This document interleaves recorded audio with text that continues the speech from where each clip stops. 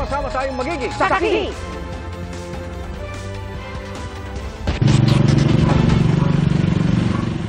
Hindi na po nakarating sa Lagonoy, Camarines Sur ang pampaserong bus na ito matapos magliyab sa daan sa bayan ng Ocampo. Kahit ginamitan ng fire extinguisher ng konduktor, mabilis pa rin kumalat ang apoy. Ligtas ang nasa 10 sakay ng bus. At sa pao ng investigasyon, posibleng mitya ng apoy ang problema sa wiring sa compartment ng makina. Iniimbestigahan pa ang insidente. Mahigit 100 pasyente ng leptospirosis ang ginagamot ngayon sa National Kidney and Transplant Institute at sa San Lazaro Hospital. Sa San Lazaro, kailangan nang i-refer sa ibang ospital ang mga pasyente kung dapat silang mag-dialysis. Saksi, si Maki Pulido. Sa dami ng pasyenteng may leptospirosis sa San Lazaro Hospital sa Maynila, nagkukulang na ang mga doktor at nurse. Kung madadagdagan pa ang mga pasyente, kailangan nang i-refer sa ibang ospital ang mga dapat magpa-dialysis. 4 lang kasi ang dialysis machine ng ospital. Ang aming pong mga gamot pang dialysis, naubos na rin po, na kailangan pong emergency purchase. Isa sa mga nakakonfine sa San Lazaro si Jose na lumusong sa baha sa Valenzuela para tulungan ang mga aso at pusang naapektuhan noong kasagsagan ng bagyong Karina at Habagat. Talagang siyempre sacrifice. May mga tumutulong na mga kaibigan. Yun na lang po muna ang inasa. Kabilang si Jose sa 59 na nakakonfine sa San Lazaro dahil sa leptospirosis. 37 pasyente ang malala ang kondisyon. 3 kaso ng severe lepto ang nasawi nitong linggo. Yung isa is 3 araw na po siyang walang ihi, so very late na po yun. Yung isa naman po, hindi po na-delay po kasi ayaw din ng family, ayaw po nalang magpa-dialysis. So mostly po, ang burden po is yung delay hospital consult. Sa National Kidney and Transplant Institute sa Quezon City, 67 ang naka-admit dahil sa leptospirosis. Panawagan ng NKTI sa DOH at mga pampublikong ospital, dagdag na nurse. OT na raw ang ilang staff para tugunan ang pangangailangan ng mga pasyente. Actually, we're already referring patients now since yesterday. So I think nakalipat na natanggap na ng Tala Hospital ng 10 patients. Because itong hospitals kung saan tayo naglilipat ng pasyente, kailangan may dialysis capability. So kailangan meron silang facilities. Ang Philippine Red Cross nagpadala na ng 15 medical personnel para tumulong sa NKTI. Naglagay na rin ang Red Cross ng welfare desk. Kaya kung hindi raw maiwasang lumusong sa baha, tiyaking makainom agad ng antibiotic na doxycycline na makukuha sa Barangay Health Center. Kung magkasintomas naman tulad ng lagnat at pananakit ng kalamnan pagkatapos lumusong sa baha, huwag daw itong hintayin lumala. Kasi nabibigyan natin sila ng lunas at nabibigyan natin sila ng antibiotic na ang mga kanilang karamdaman hindi po pumupunta sa moderate or sa severe type. Pinag-aaralan na raw ng Department of Health ang sitwasyon para maging mas epektibong responde sa inaasahang pagtaas pa ng bilang ng leptospirosis cases. Para sa GMA Integrated News, Maki Pulido ang inyong saksi. Iniimbestigahan kung posibleng galing sa mga kabarong pulis ang balang kumitil sa isang operatiba sa engkwentro sa Pampanga. Kung sakaling ganito ang lumabas sa investigasyon, sinabi ng PNP Chief na may mananagot. Saksi, si June Veneracion. Nilusob ng mga miyembro ng PNP Anti-Kidnapping Group ang bahay na ito sa Angeles City, Pampanga nitong Sabado, kung saan sinasabing dinala ng mga hinihinalang kidnapper ang kanilang mga biktima. Naputol ang video nang may marinig na putukan. Nasagip ang 2 Chinese national na kidnap victim at naaresto ang mga kapwa nila Chinese na dumukot umano sa kanila. Pero nasawi ang isa sa mga operatiba na si Police Senior Staff Sergeant Nelson Santiago at nasugatan si Police Chief Master Sergeant Eden Akad. Sa unang inilabas sa report ng PNP Anti-Kidnapping Group, nagkaroon umano ng armadong engkwentro sa pagitan ng mga operatiba at mga kidnapper. Pero hindi dito natatapos ang kwento dahil may ginagawa ngayong investigasyon sa nangyari. Whether this is a result of a friendly fire or pumutok ba itong mga suspect, that will be part of the investigations. Friendly fire ang tawag sa putok na nanggaling mula sa parehong panig ng tinamaan. Dumalaw si PNP Chief Romel Francisco Barbil sa burol ng nasawing pulis na kanyang ginawaran ng medalya. Binisita rin niya ang nasugatang pulis. Isa lang po ang binigay na assurance po ng ating PNP na wala po tayong itatago kung ano man po ang nangyari at papanagutin po natin kung sino man po ang dahilan kung bakit po namatay yung isang pulis po natin at nasugatan yung isa pa po.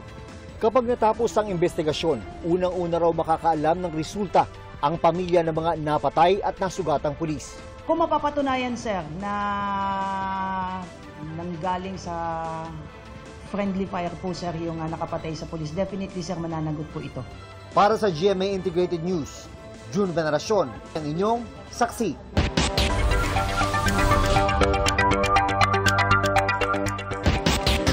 Hindi maikakaila ang husay at dedikasyon ng mga atletang Pinoy. At tuwing may nagkakamit ng karangalan, bumubuhos din ang mga pagkilala, pamuya at biyaya. Pero bago nila makamit ang inaasam ng mga medalya, sapat nga ba ang nakukuha nilang suporta? Pinusuhan niya ni Jamie Santos sa Barangay Saksi. Tatlong beses sa isang linggo kung mag-training sa sports na taekwondo si Angelica. Grade 9 daw siya nang magsimulang pumasok sa taekwondo at ngayon kabilang nasa taekwondo team ng isang universidad sa Maynila. Ever since bata pa po ako, parang gusto ko na pong matuto mag-martial arts po. Self-defense po, ganon. So ayun po yung naging way ko or starting ng journey ko para pumasok pa sa taekwondo. Malaki raw ang naitulong kay Angelica ng sports. Kamakailan nga, nanalo siya sa isang competition sa Local Colleges University Athletic Association. Pangarap din daw niya mai-represent ang bansa sa isang malaking kompetisyon sa abroad. Sana nga lang daw, suportahan ng pamahalaan ang mga tulad niyang nagsisimulang atleta. Malaking tulong po yun kasi lalo na po sa taekwondo, sobrang mahal po ng mga gamit, lalo na po sa competitions, mahal po. 7 years old naman si Benedict nang magsimula sa taekwondo. Miyembro na rin siya ng taekwondo team ng isang universidad. Normal na po yung pagod tsaka yung hirap. Ano na lang po talaga. Karoon ng time na kung kailan pwede sila mag-compete international. Sa gitna ng pag-arangkada ng mga Pinoy Olympian, nabubuhay ang usapan kaugnay sa pagdaragdag ng suporta at pondo para sa ating mga atleta. Kabilang ang mga nasa larangan ng gymnastics at weightlifting. Matagal na po natin sinasabi yan sa mga nakaranging administrasyon pa. Ito pong nangyari ngayon.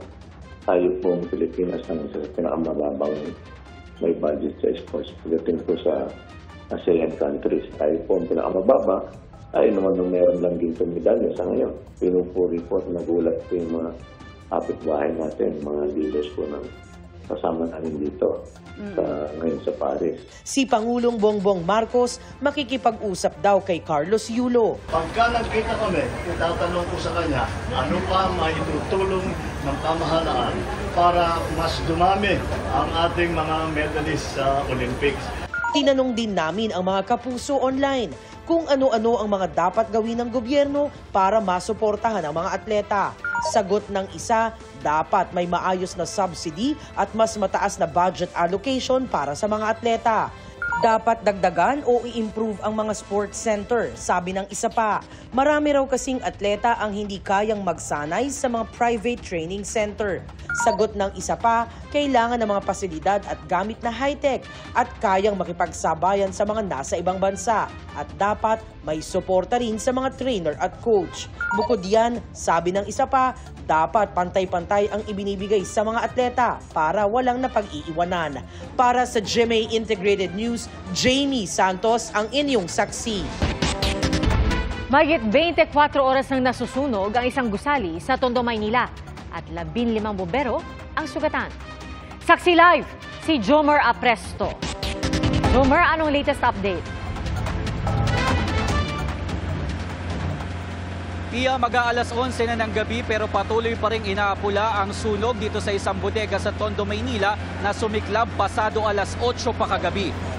Halos 27 oras na ang nakalilipas pero nananatili pa rin sa ikalawang alarma ang sunog Umabot na rin daw sa halos 70 truck ng bumbero ang rumesponde dito. Sa panayam ng GMA Integrated News sa mga tauhan ng Manila Fire District, pangunahing problema ang laman ng bodega. Sa paglalarawan nga nila, para raw silang lumalangoy sa loob dahil sa dami ng stocks na umaabot hanggang sa kisame.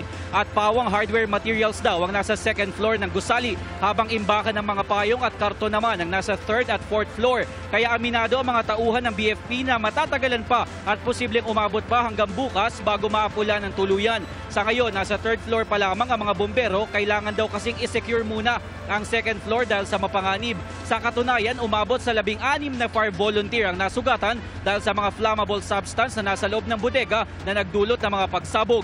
Batay sa datos ng BFP, aabot sa halos 20 million pesos ang halaga ng mga napinsalang ari-arian. Kailangan po lang may steady po tayong water supply and manpower. Siguro po ba, medyo matatagalan po ito kasi building po ito. Yung stock po doon sa warehouse, tulog po doon hanggang kisame. So bago natin parating yung pinaka-shift of the fire, para kang lumalangoy doon sa loob. Kuha ito mag-aalas 6 ng gabi kanina sa gusaling nasusunog sa Guidote Street, Tondo, Maynila. Sa puntong ito, halos 24 oras nang nasusunog ang 4 na palapag na gusali na sinimulan pang apulahin pasado alas 8 kagabi. Samot-saring panindang hardware at highly flammable umano ang laman ng warehouse. Yung thickness ng usok sa loob kasi ay masyadong makapal. Dala nga ng contents ng building ay more on plastics and papers. At kaninang umaga, habang patuloy na inaapula ng mga bumbero ang sunog, nakarinig na mga pagputok mula sa loob. Ang loob po kasi ay mayroon doon mga contents ng flammable na substance. So nag-flashback po yung mga materials na nandun sa loob. Kaya nagkaroon po siya ng biglaang pagsabog. 15 bumbero ang naiulat na nasugatan. Nadala po sa mga iba't ibang ospital yung ating po mga sugatan na bumbero. Na-treat naman po sila kasi mga more on minor injuries ang kanilang tinamo. Ligtas na po sila at nakalabas na po sa mga ospital.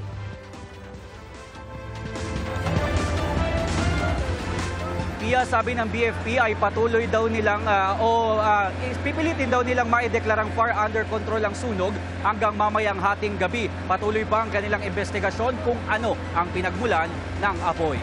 Live mula dito sa Maynila para sa GMA Integrated News, ako po si Jomer Apresto, ang inyong saksi. Mga kapuso, sama-sama tayong maging saksi. Mag-subscribe sa GMA Integrated News sa YouTube at para sa mga kapuso abroad, samahan niyo kami sa GMA Pinoy TV at sa www.gmanews.tv.